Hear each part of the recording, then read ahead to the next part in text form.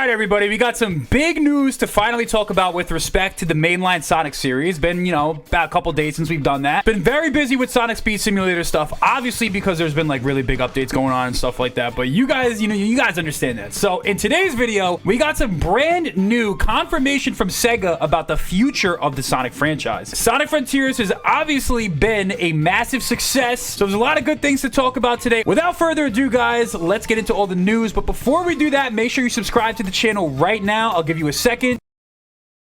And hopefully you have on notifications because we're dropping a classic Sonic music video soon. It's going to be absolutely fire. If you're not subscribed, it's honestly, if you miss out on it, you're going to be really sad. So without further ado, let's get into the news. So we're currently on Twitter. Not the best website in the world, but hey, we're here. So we got Tails channel here, and they got some big news about a Q&A session with investors with SEGA, which honestly gave us a lot of good information. If you guys remember last year they did this, they gave us a lot of details about Sonic Frontiers and like the budget and the scope and just honestly what they were like planning to do for the game. So very interesting stuff. So we're actually going to go to the Tails channel website. Shout out to Tails channel, man. Seriously, the best site in the game for news. I'm not a news source. I just react to the news. You know what I mean? I'm more of an entertainer. All right. That's what I consider myself. But so we have the article right here, which gives us a nice little TLDR of the SEGA investor meeting. And it skips to the stuff that we care about, which is obviously Sonic, man. We don't really care about nothing else. Unless you do. Maybe you guys do. Maybe you guys like the other SEGA stuff, but we are talking about Sonic. So let's read it. It says, SEGA talks about Frontier's future plans, promotions, DLC in the latest investor Q&A. They said, we believe we have found a title that is widely accepted by a lot of people around the world, and certainly that is the case. The Metacritic score is,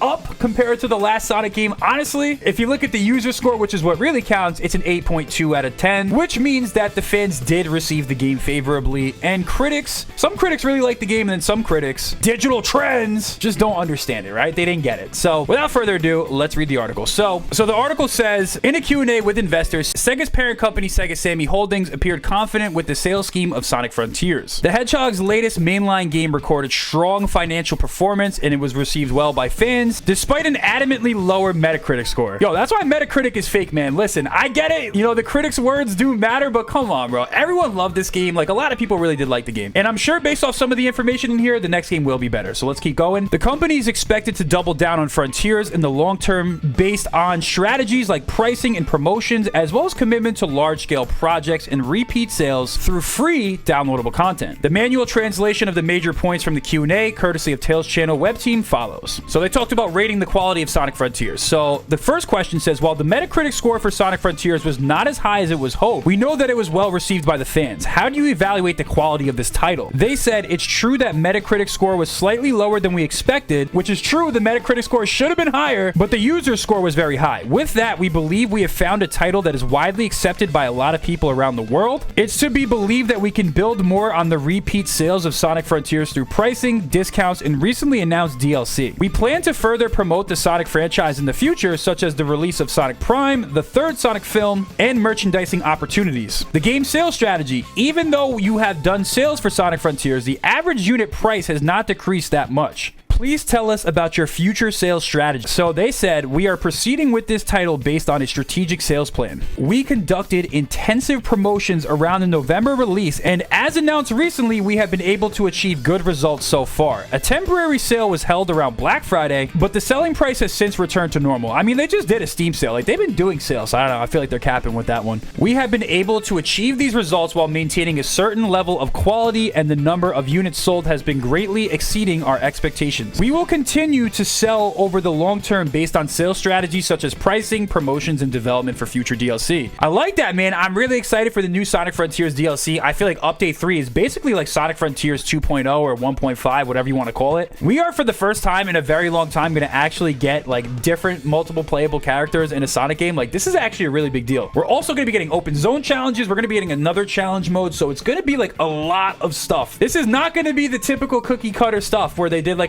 Episode Shadow was kind of cool, but this is not going to be like Super Sonic as DLC. Like, this is legitimate content for the long term, and I feel like this is good because now that they have the feedback and they know that we like Frontiers, they can kind of double down on things that work and implement things that are new based off of our feedback. So that's going to be really cool. They're still actually doing development. I think they just finished DLC 1. So it seems like the first two DLCs are still in production. So that's really good to hear, considering that they now have all this feedback. Next question says, will Sega commit to large-scale projects like Frontiers in the future? The question actually says, with the strong performance efforts of Sonic Frontiers and other global titles, will you be focusing more on products like it in the future? They said, we expect the development costs for new titles to grow even larger in the future. We will strive to ensure solid quality in the development of major titles from our existing franchises. However, development labor costs will rise due to the impact of the global external environment. I mean, that's true. Tears of the Kingdom's going for $70 now. Like, there's, obviously games are getting more expensive to make. It makes sense. We don't love it though. We expect this trend to continue for the foreseeable future. Since it is necessary to take on these challenges for major titles, we are proceeding with a bigger budget, even from the basic research stage. So more, I guess, money into like playtesting and stuff like that. Therefore, we assume that development costs for future new titles will increase accordingly, which means that the budget for the games is going to be higher. That's the biggest takeaway from all of this, which was the case for Sonic Frontiers. Yeah, I would say that this is actually the most important takeaway. Like the fact that they're basically admitting, especially with the bigger budget for Sonic Frontiers originally, like they put a lot of money into the marketing stuff. This game was no Sonic Forces. Like this was obviously a much longer game. There was a lot more money spent into it. Just even from the gameplay itself, the graphics are better, the world is bigger, the scope, size, and scale is just a lot larger. If they increased the budget and Sonic Frontiers was much better received than Sonic Forces, you can only imagine what will happen with more fan feedback, more money, and more tools for marketing, because this game sold really well. This game literally already sold more copies than Sonic Unleashed did, Sonic Heroes, like a bunch of like big 3D Sonic games. Like this game is on pace to probably be the fastest selling, best selling 3D Sonic game of all time. So they're going to double down on what worked for this game, obviously. This is huge news though. I'm super excited to see where they take the Sonic franchise in the future based off of this news. The last thing they said was generating repeat sales. Considering your earnings forecast for this fiscal year and the current market environment, I assume that there will be a lot of uncertainty about the next fiscal year. How are you planning to increase repeat sales during the current term, and what's the status of new titles? They answered the question by saying, since there were many new titles in the previous fiscal year, we took a strategy of repeat sales in our plan coming back into the fiscal year, and it continues to fall short of our forecasts. On the other hand, despite the not so favorable market environment, we were able to maintain the same level of repeat sales as in the previous fiscal year. We believe that the prospects are clear to some extent, given that some titles have performed well in this term, such as Sonic Frontiers. With the upcoming DLC, we believe that its sales will increase even further. We are also considering sales strategies. New works are scheduled for Like a Dragon series, Hyenas, and more. Please keep your eyes open for upcoming titles. We don't care about hyenas or dragons or none of that. So with all that being said, what are the major takeaways? The major takeaways are, especially from the marketing and production side, they are going to double down on what worked well for Frontiers. They increased the budget of the game. That was the big news story out of the last investor session from a year ago that was like made rounds on Twitter and YouTube and things of that nature. So they're going to double down on increasing the budget. So imagine what the next Sonic game could be. I feel like Frontiers 1 is going to walk so Frontiers 2 can fly. And I really genuinely do believe that. I love Sonic Frontiers. It was a really good game. I was really excited about it. Did a lot of good things for the franchise, but I really think that they can take it to the next level. I want that 71 on Metacritic to be at least an 80. You know what I mean? The users loved it. Yes, we love that. But we want to also see commercial critical success, which there was a lot of. But I just want that Metacritic score, man. Even though we say we don't care about it, we do. So given all that news, guys, let me know what you guys think about all this down below in the comments. Are you excited for Frontiers 2? Do you think any of this changes your mind about what's going on? Obviously, Frontiers was a massive success for the franchise, and we can only look forward. So let me know what you guys think down below in the comments. What do you think this means about the future of Sonic? Are we getting a 2D game? I don't know. Listen, is Frontiers 2 gonna be fire? Answer all those questions down below. I got nothing else to say to you, so until I see you next time,